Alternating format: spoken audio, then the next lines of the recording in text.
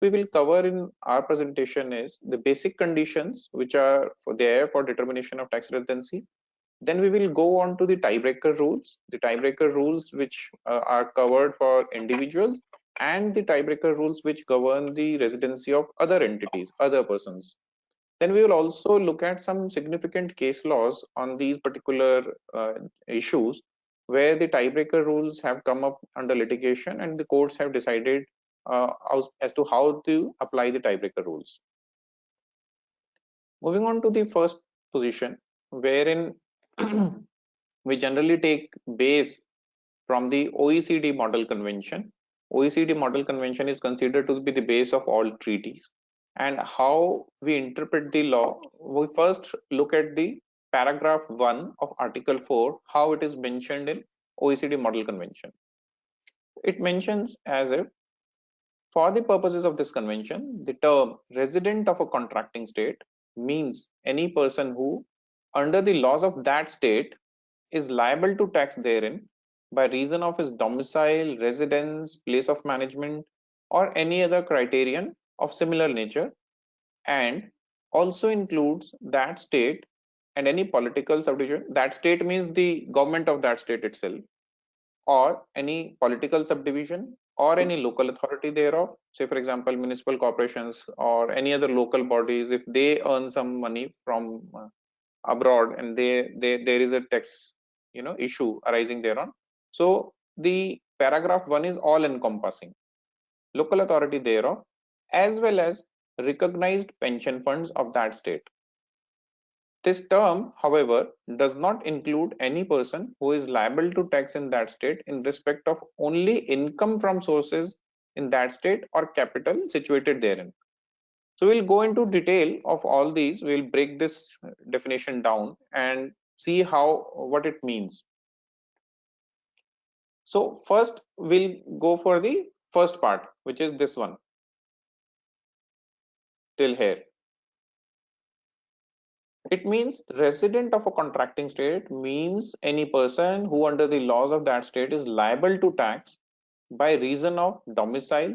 Domicile means the kind of permanent residence where you are permanently residence, you have have a permanent home. So you keep on visiting other country, but there is a permanent place you visit back, and you have a permanent home available there. Or residence can be temporary. Say for example, if you have gone abroad and are staying there for a project which will continue, say for example, for 1 year, then for that particular period you have a residence in the foreign country. Now I will take a clue from Sharad ji, where in the last slide he mentioned that citizenship has been made a criteria, and how the citizen who has been made a resident of India as per the amended section 6 would get covered under the provisions of tax treaty. To my mind, this is my personal view, that citizenship has not been made the sole criteria of making the person a resident of India. The citizenship clause has been clubbed with the condition that the person must be staying in India, must be visiting India for more than 120 days or more than 182 days. Therefore, the condition of citizenship is linked with the residence of that person in India. So therefore, to my mind, this is a clubbed condition, and income tax authorities might allege that the citizenship is not the sole criteria, and therefore, as per the tax treaty, and in fact, the taxpayers also may take this position, that to avail the treaty benefit, if a person is resident in India by virtue of the new amended clause, where he is a citizen also and staying in India for more than 182 days, in that particular condition, the person can take a plea that he still is a resident of India. Then there is another criteria, which is the place of effective management. Now, place of effective management is generally considered as a criteria for artificial persons, because individuals don't have a place of management. Then the last condition is any other criteria of similar nature. Now, any other criteria is kind of similar nature, can be citizenship also, can be clubbed conditions of citizenship plus residency. So this is what the first paragraph, the basic condition of determination of residential status is. Now, there is a debate, a lot of debate as to what do we mean by liable to tax. Liable to tax means actual payment of tax, or does it mean just that the person should be governed by the tax laws of a foreign country, or by virtue of his domicile residence or permanent base, the foreign country should have a jurisdiction to tax that particular person, and in that circumstances also whether the individual can be considered to be a resident or not. We will come to the significant case laws at the end of the presentation, and we will discuss that how the courts have interpreted these two terminologies. Now, as per OECD Model Convention, there is also an exclusion to the determination of residency for individuals and for non individuals, which is, this term does not include any person who is liable to tax in that state in respect of only income from sources in that state or capital situated therein. What does this mean? As Sharadji mentioned, that there are categories of persons who can be considered to be a resident, but still they are liable to tax only on income which is arising or accruing within India, or which can be said to have been sourced from India. Now, in that particular case, what happens is that if a not ordinarily resident person, although he is a resident, but he is a marginalized resident, his global income is not taxable in India. In those particular circumstances, it can be said that for the treaty purposes, where this particular clause is there, Indian income tax authorities may allege that a not ordinarily resident person in India is not eligible to claim the benefits of Indian treaties. Similarly, if there is a corporate house which is having a branch office in India or having a permanent establishment in India, now they are earning income from Indian sources, but the income of foreign corporate body is taxable in India only to the extent of income earned by that particular branch or that particular permanent establishment situated in India. That means that the global income of foreign body corporate is not taxable in India. Therefore, even though they have a permanent base, they have an office in India, it may not be said that a branch or a permanent establishment will make the foreign body corporate a resident of India. Further, if a foreign corporate or foreign individual has a capital asset situated in India, say for example, shares of an Indian company or an immovable property, from which the foreign taxpayers are earning income, that earning of income purely cannot result into that foreign taxpayer to be resident of India. Moving on to some examples of how the treaties have India have been worded. Say for example, in Japan treaty, it is very plain and simple. If you would see, it mentions, for the purposes of this convention, the term resident of a contracting state means any person who, under the laws of that contracting state, is liable to tax therein by reason of his domicile, residence, place of head or main office, or any other criteria of similar nature. If you would see that it does not mention the exclusions.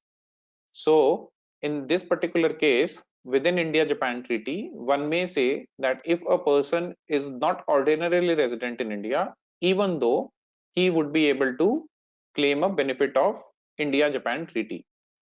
Now, also, if the exclusion is not there, one may not be able to say that a branch office of a foreign company, say for example, if a Japanese entity is having a branch office in India, that would make the foreign company a tax resident of India. That may not be the case, because ultimately one has to see whether the foreign company is liable to tax, is becoming a tax resident in India by virtue of the domestic tax laws of India. So the first and foremost condition of determining the tax residency is whether a taxpayer can be considered to be a tax resident as per the domestic tax laws. Moving on to another example, India-Germany treaty. This is more or less similar to what the OECD Model Convention has. Moving on to another example, India-US DTAA. Now you would see that the first part of the paragraph, there is a mention of citizenship here. Citizenship is mentioned in India US treaty. Why it is so? Because in USA, their domestic tax laws allow the government to tax citizens of USA on their global income, whether or not they are residing in USA. Now, this is why probably while negotiating the tax treaty with India, USA has kept this particular clause. So if you would see in USA versus UK, these are two absolutely similar texts, but for the difference of citizenship. Also, there is a specific mention in clause B, which is very much clear about the partnership or estate or trust, because why this specific mention has been mentioned, that in USA and UK, in these kind of countries, the trusts and partnerships and estates are not treated as a separate taxable entity. However, the partners or the beneficiaries of the trust or beneficiaries of the estates are themselves taxable in their own hands. Therefore, in the India US and India UK DTAA, it has been mentioned that in case of income derived or paid by partnerships, estate or trust, in this term applies only to the extent that income derived by such partnership, estate or trust is subject to tax in that state as the income of a resident, either in its hands or in the hands of its partners or beneficiaries. So this clause has been inserted only to take care from the local laws of USA and UK, where majority of partnerships and estates and trusts are tax transparent. Similar is the text with India UK DTAA. Now I hope that I have made myself clear till this moment. Once we have determined the tax residency as per the domestic tax laws of each of the state, and if there is a situation that in both the contracting states the domestic tax laws have a reading that the taxpayer is to be considered as a resident of each of the contracting state, then what we do, the lawmakers have identified the situation at the time of making the treaty itself, and therefore they came up with some tiebreaker rules. Now what is the OECD model convention say about the tiebreaker rules? The tiebreaker rule reads, it is generally there in the paragraph 2. It reads, where by the reason of provisions of paragraph 1, an individual is a resident of both contracting states, then his status shall be determined as follows. First, he shall be deemed to be a resident only of that state in which he has a permanent home available to him. If he has a permanent home also, then where are his economic or personal relation which are closer, which country he can be deemed to have a closer ties with, where he can be said to have center of vital interest. Then the second condition comes that even if the center of vital interest is such that he can be said to have both personal as well as economic relationships with both the countries, then you go to the next condition where he is having a permanent home, then he will be deemed to be a resident of company where country where he is a permanent home, and he has an habitual abode. Habitual abode means that wherever he visits, but he comes back to one particular country. If he has an habitual abode also in both the countries, then the uh, residency will be determined on the basis of nationality. And if he is a national of also both the countries, because many countries allow dual citizenship, then the uh, competent authorities of both the contracting states will sit together and decide the residential status. Now, one must bear in mind that this is chronological, very much chronological. We cannot change the chronology. We must follow the chronology in order of permanent home, center of vital interest, habitual abode, nationality, and then mutual agreement. Thereby, meaning thereby that first of all we need to check where is the permanent home.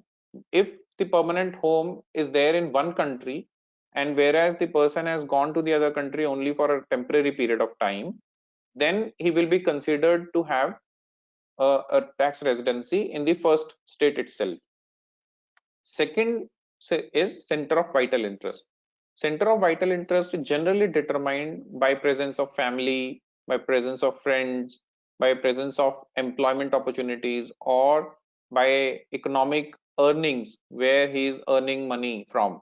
Say, for example, if a person visits to UAE, he has income from UAE also, and he also has income from India. Then where the income is more, which is a continuous source of income. So those kind of things we need to see. Where is his family residing? So for example, if he has his family or entire friends network in India, but he has only gone for visiting there or earning some employment opportunities, then one may say that the personal relationships are closer to India, whereas the economic relations are closer to UAE. In that particular situation, there can be a stalemate, and then we will move on to the next clause, which says where we need to determine where the individual has a habitual abode. Now, habitual abode is basically where is the individual has a habit of returning time and again. He may travel to various countries, but there may be one place where he returns very frequently and after each return. Now, this can be also a stalemate where he has a habitual abode in both the countries. In that particular situation, the nationality test will be taken into picture, and if he's national of one of the countries, then the tax residency status will be with that particular country only. But as I mentioned, that if there are dual citizenship provisions in both the countries and the individual has taken citizenship or nationality in both the countries, then ultimately is a pure stalemate. There is no situation where we can determine the tax residency status, and therefore the taxpayer will have to move the competent authorities of one of the countries to determine and to approach the competent authorities of other country to have a mutual discussion to determine the tax residency. So this is how we determine the tax residency through tiebreaker rules. Now we will move on to some other examples of India treaties wherein the tiebreaker rules have been provided. So if you would see India Japan DTAA, it is quite simple and plain. It mentions that where by reason of provisions of paragraph 1 a person is resident of both the contracting states, then the competent authorities of contracting states shall determine by mutual agreement the contracting state of which that person shall be deemed to be a resident for the purposes of this convention. So if you would see in India Japan DTAA, there is no way that individual taxpayer can determine his own tax residency in case of a tie break. He has to mandatorily approach the competent authorities, and the competent authorities are only liable to determine the tax residency of an individual if there is going to be a tiebreaker situation. So this is one of the most complex things, because we all know invoking mutual agreement procedures is quite time taken and quite lengthy process. So as it stands, India Japan DTAA does not allow the tax tiebreaker rules to be considered by the taxpayer. Now coming on to India UAE DTAA, India UAE DTAA is very much frequently used because many people from India visit UAE for economic opportunities and employment opportunities. And in the wake of this amendment to Section 6 of Income Tax Act, India UAE people were most impacted at the first instance when the Finance Bill 2020 was introduced. Why it was so? Because UAE, as we all know, does not have a provision for income tax. They do not levy income tax on individuals, and therefore what it meant was that they were not liable to tax in any of the foreign jurisdiction, but they were still continuing with their citizenships in India, and therefore by virtue of the original language of Section 6, which was amended through Finance Bill 2020, all those individuals were at the risk of getting taxed in India on the income which they were earning in UAE or Middle East. So therefore, now we should read what the provisions of paragraph 3. Now in India UAE DTAA, paragraph 3 takes care of the tiebreaker rules. So you would see that it is almost similar to what the language was there in the OECD model convention. It makes, first of all, it sees permanent home, then it sees personal and economic relations. Then if center of vital interest cannot be determined, they will say permanent home in either state. If he has not a permanent home available to him in either state, he shall be deemed to be a resident of state where he has an habitual abode. If habitual abode is also there in both the states or in either of them, he shall be deemed to be resident of which he is a national. If he is a national of both the states, then mutual agreement. So it is very much similar to the OECD model convention language. Now moving on to USA, it is also very much similar. There's hardly any difference. So as of now, we have discussed what are the tiebreaker rules for determination of tax residency for individuals. Now treaties also provide what is the tiebreaker resolution in case a body corporate, which is not an individual, is considered to be a resident of both the states. Now what does paragraph 3 of article 4 says? It says, where by reason of provisions of paragraph 1 a person other than individual is a resident of both the contracting states, the competent authorities of contracting states shall endeavor to determine by mutual agreement the contracting state of which such person shall be deemed to be a resident for purposes of the convention, having regard to its place of effective management, the place where it is incorporated or otherwise constituted, or any other relevant factors. In the absence of such agreement, such person shall not be entitled to any relief or exemption from tax provided by this convention, except to the extent and in such manner as may be agreed upon by the competent authorities of the contracting states. So what it means is that the OECD model convention provides the entire authority to the competent authorities, and it does not provide a solution to the body corporate as to how the tax residency is to be determined. So therefore, the meaning thereby that a taxpayer, which is a body corporate, cannot on its own determine the tax residency if there would be a case of dual tax residency in both the states. Now we will see how India treaties, generally the major treaties of India, keep this particular provision. If you would see that there is a modification also in the India-Japan treaty. India-Japan treaty otherwise was not catering to any other thing. It was only mentioning competent authorities. Now, the multilateral instrument has amended the paragraph 2 itself only to the extent that provisions of that paragraph relate to the person other than an individual. Now, what it would read is, where by reason of the provisions of paragraph 1 of article 4 of the convention, a person other than individual is a resident of both contracting states, the competent authorities of contracting states shall endeavor to determine by mutual agreement. So what we are now saying is that India-Japan treaty has been amended through multilateral instrument to in fact go on to the language of OECD model convention and adopt that language within the treaty. So thereby resulting into the long drawn process of competent authorities, negotiation between the two competent authorities of India and Japan, and only by resolution of these authorities the tax residency of a body corporate can be determined if it were to become a tax resident of both the countries. Now one would ask that how a foreign company can be considered to be a tax resident of India. We would recall that a couple of years back, a new provision of place of effective management was introduced, whereby a company which was incorporated outside India but having place of effective management in India would be considered to be a tax resident of India.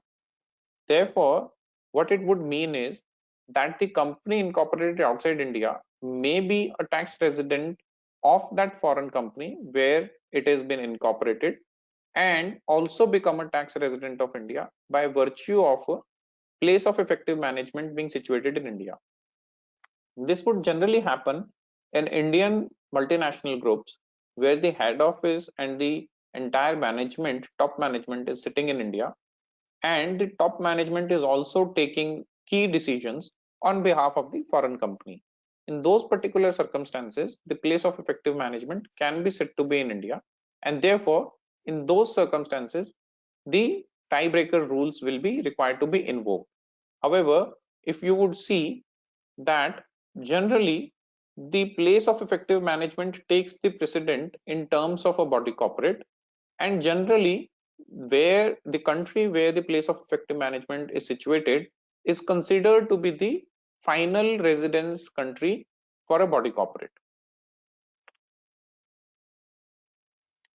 Moving on to some other examples of India-Germany treaty, we have seen that a lot of expatriate employees also come to India from German companies. So what does Germany treaty says?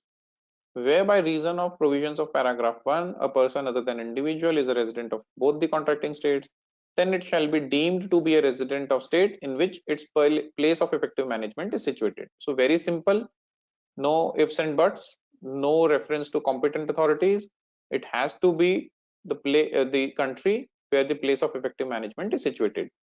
And therefore, if a company incorporated in Germany is considered to be a resident of India only by virtue of having a place of effective management in India, then the treaty will take the residence out of Germany and will bring it to India. We are talking about persons other than individuals. Coming on to India US DTAA, it is a long one. It says that where by region of paragraph 1, a company is resident of both the contracting states, such company shall be considered to be outside the scope of this convention, except for the purposes of paragraph 2 of Article 10, Article 26, non-discrimination, Article 27, mutual agreement procedure, Article 28, exchange of information and administrative assistance, and Article 30, that is entry into force.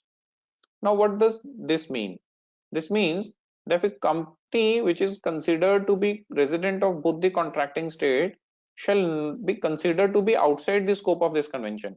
Means that they will not get the benefits of the treaty except the paragraphs which have been mentioned, except the articles which have been mentioned, wherein only 5-6 articles have been covered, and all the other articles, such as which are primary articles of Article 5, which is deals with permanent establishment, Article 12, which deals with FTS and royalties, Article 11, which deals with interest income, Article 15, which generally deals with your individual taxation, individual professional taxation. All those articles will not be available for the person who is resident of both the contracting states. However, there is also another paragraph which states, where by reason of provisions of paragraph 1, a person other than an individual or a company is resident of both the contracting states, the competent authorities of contracting states shall settle the question by mutual agreement and determine the mode of application of the convention to such person.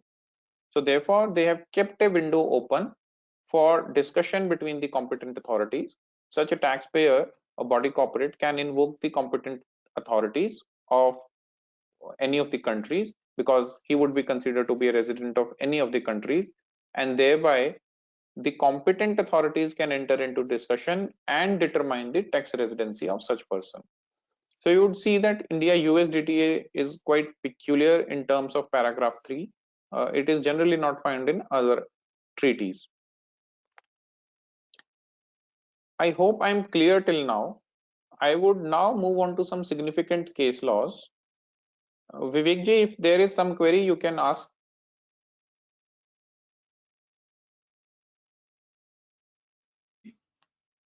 Not yet any queries there. So Okay. if anybody have any query, so please send us your query. Then definitely we'll take. Thank you, Vivekji. Now Yeah, moving you on to can. some significant case laws. The case laws, as I mentioned, are generally on the issues of how to interpret the tiebreaker rules for individuals. Now, one of the very landmark judgments in these particular circumstances is of Mohsin Ali Muhammad Rafiq, which is the 1995 judgment of Delhi Tribunal. What it mentions is whether through according to a strict interpretation of Article 4 of DTAA, only persons who are actually subjected to tax in UAE could be treated as residents of UAE to qualify for lower rate of tax in India. Now, what the facts were is Mohsin Ali was resident of UAE, but as we know, UAE does not levy any kind of tax, income tax, on the persons, individuals resident in UAE, and meaning thereby Indian tax authorities invoke the provision that you are not liable to tax in UAE. You are not paying any actual tax, and therefore we will not consider you to be liable in UAE, liable to tax in UAE, and therefore we will not consider you to be a tax resident of UAE. Once you are not considered to be a tax resident of UAE, we will not allow you a tax treaty benefit, which is generally available for capital gains or for some other purposes for income which is sourced out of India.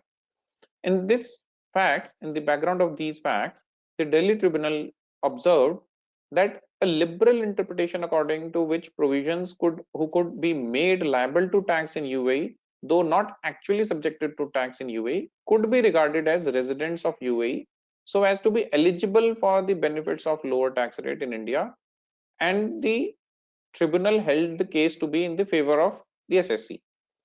What does this mean is the tribunal observed that it is not mandatory for a foreign jurisdiction to actually levy a tax or actually collect some income tax.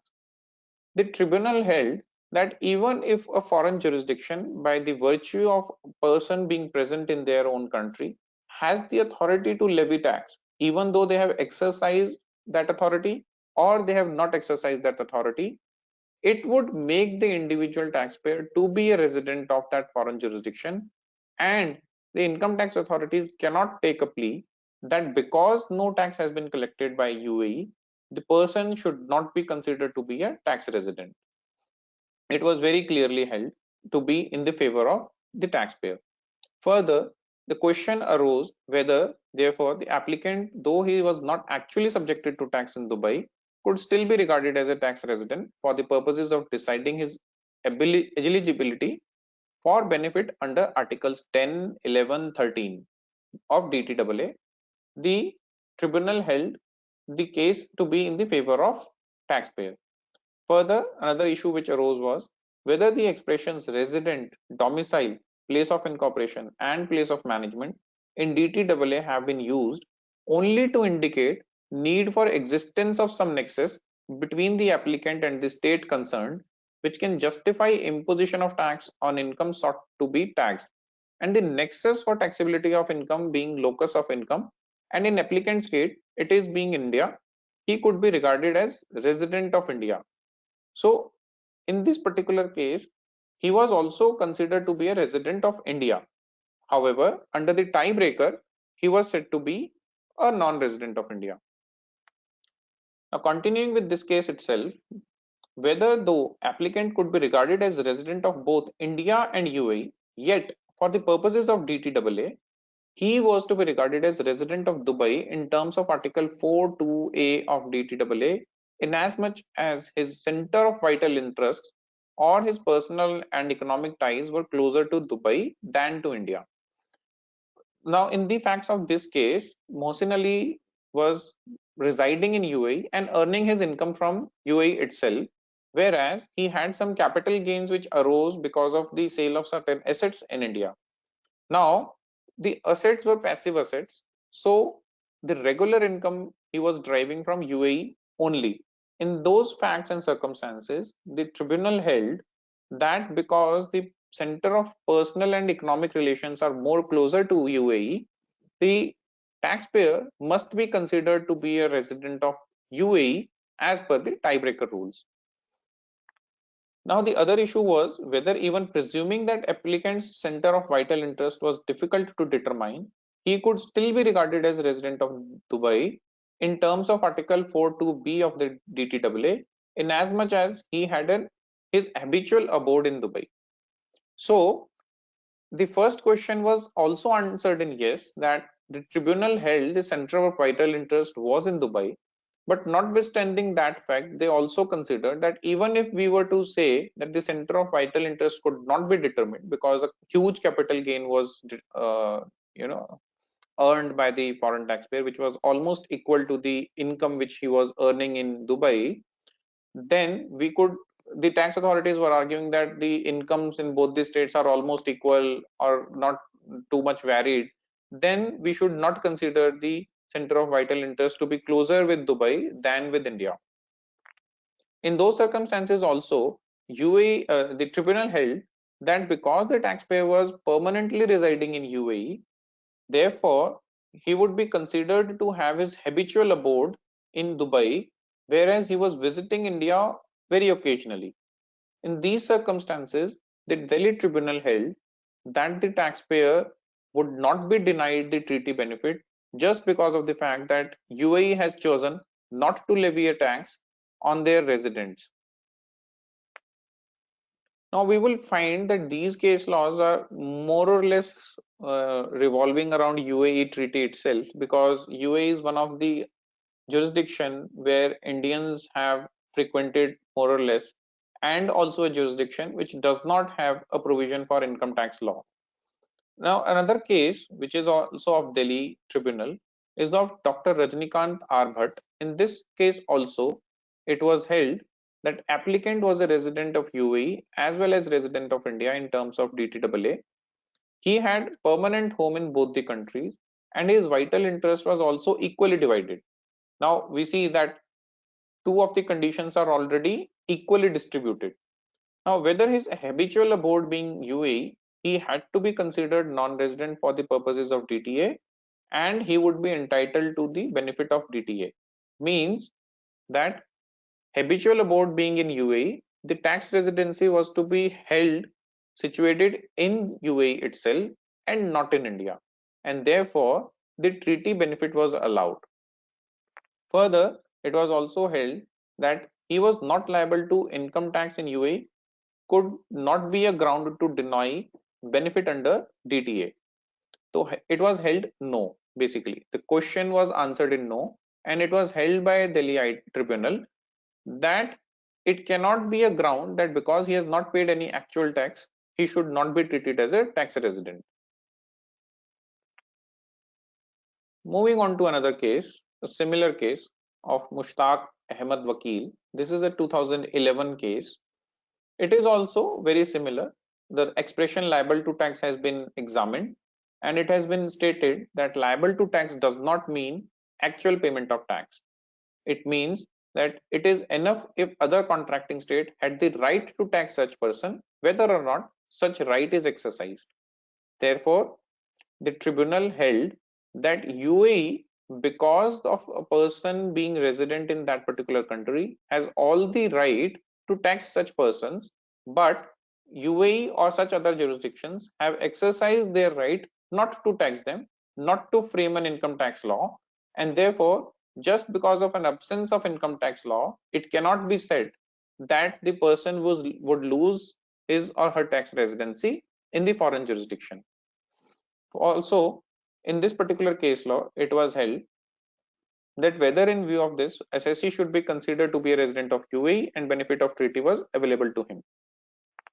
Now, why this particular ruling of 2011 is important is because it considered a couple of rulings which were against the SSCs. Now, I will come to a ruling which is against the SSC and which was ruled by Advanced Ruling Authority. If you would particularly face this kind of challenge in an assessment, the income tax authorities take recourse to this kind of this particular ruling of Abdul Razak a.meman. This is very prominently quoted in all the assessment orders, and this ruling is used to tax the persons and say that the person who is not actually paying any tax in the foreign jurisdiction should not be considered to be a resident of that country, and therefore he should not be allowed to use the treaty benefits. Now I would explain what it means. That if a person is permanently residing in UAE, he has not been visiting India, or if he has been visiting India, he has been a not ordinary resident, or if he is only a resident of UAE, that means he is not resident in India. For availing the treaty benefits, it is very much important to determine that the person is at least resident of one of the contracting states. Now, if the Indian tax authorities allege that you are not a tax resident in India because of the domestic tax laws, and also because you are not paying any tax in the UAE, you will also not be considered to be a person liable to tax in UAE, and therefore not considered to be a tax resident as per the provisions of treaty. Therefore, the income tax authorities allege that we will not allow you the benefit of tax treaty. Now, in this particular case, the terminology of liable to tax has been analyzed, which we mentioned in the starting of the presentation, that how the term liable to tax has been interpreted. In this particular case, the question which arose were whether under UAE taxation law, a UAE decree, individuals residing in UAE are not taxable unit, and treaty provides that it applies to persons who are residents of one or both contracting states and are taxable units in present. It held yes, though it means that a person who is not a taxable unit would not be considered to be a tax resident. Further, it mentioned whether for the purpose of availing benefit of treaty, a person must be a resident of a contracting state under the treaty, and that taxable entity should be effectively connected to the enumerated criteria under treaty, namely domicile, residence, place of effective management, or place of incorporation, or any other criteria of similar nature. It also held in favor of revenue. Further, the question arose whether, since the application who has settled in UAE does not satisfy the requirements of expression of resident of a contracting state, he cannot be treated to be a resident of UAE within the meaning of Article 4.1 of the treaty, and therefore he cannot claim tax benefits of provisions of treaty. Now, this particular argument was also decided in favor of the department on the basis of the fact, on the basis of interpretation of the terminology of liable to tax, wherein it was distinguished that liable to tax is different from subject to tax. Liable to tax, it was interpreted that it means you have to actually pay some tax so as to be considered as liable to tax in that particular jurisdiction. Therefore, it was held that once a person is not paying any taxes in UAE, the person will not be considered to be a resident of UAE as per the provisions of Article 4.1. Further, the question was whether also applicant who is not taxable entity under UAE decree cannot avail the benefit of treaty. It was also held against the taxpayer. Now, this is the ruling which generally is quoted by the tax authorities. There are other some significant case laws on these particular issues. One being Cyril Eugene Pereira, which is also a judgment by advanced authority rulings, which is against the SSE. Now, if you would see, authority for advanced rulings has almost given negative rulings in both the cases, whereas the tax tribunals of Mumbai, Delhi, and other tribunals also have held the issue to in the favor of taxpayers, wherein it has been held most of the times that liable to tax does not mean actual payment of tax, but it only means that the foreign jurisdiction has the authority to tax the person by virtue of their domicile or residence or any other similar criteria under their domestic provisions, domestic tax law provisions. Even if they do not have domestic tax law provision, by virtue of their presence in that particular jurisdiction, the authority would be there with these countries to tax them, whether or not they have exercised it or not. It is also one of the important cases is Green Emirate Shipping. Now, this is a body cooperative, you would see. This is not an individual. In Green Emirate Shipping and Travels also, it was a case where the shipping company was earning certain income from India, and the tax authorities alleged that you being a body corporate which is not liable to tax in UAE you cannot claim treaty benefits, and therefore you must pay all the taxes in India as were due without availing any kind of treaty benefits. In this particular case also, the ruling of Cyril Eugene Pereira was considered, and after considering this ruling, which is unfavorable, the decision was given in favor of the SSC.